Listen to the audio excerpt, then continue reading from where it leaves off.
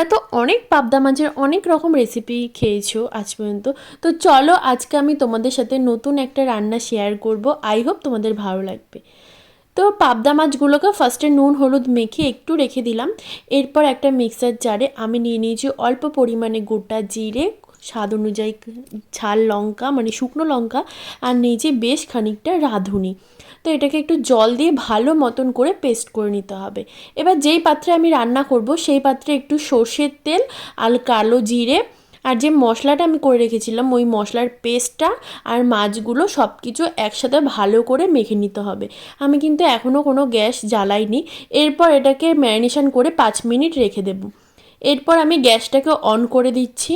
On করে দিয়ে 5 minute একদম লো আছে এইটা মাছটাকে রান্না করতে দেবো। এরপর ঢাকা চাপা দিয়ে আমি 5 মিনিটের মতো রান্না করে নেব। তারপর যখনই মশলাটা একটু কষে যাবে তখন আমি পরিমাণ মতন এখানে জল দিয়ে দেব। এরপর জল দিয়ে আরও আমি 5 থেকে 10 মিনিটের মতন মাছটাকে ভালো মতন করে ফুটিয়ে নেব। ওপর থেকে এরপর কিছুটা কুচনো ধনেপাতা আমি এখানে দিয়ে দিলাম। এরপরে ঢেকে আবারও 5 মিনিটের মতন আমি রাখবো। তো তৈরি হয়ে গেল পাবদা মাছের নতুন একটি রেসিপি। তো কেমন লাগলো আমাকে জানিও, আর তোমরাও এই রেসিপিটা বাড়িতে ট্রাই করো, অবশ্যই তোমাদের ভালো লাগবে। তো চলো আজকের মতন এইটুখানি, সবাইকে টাটা।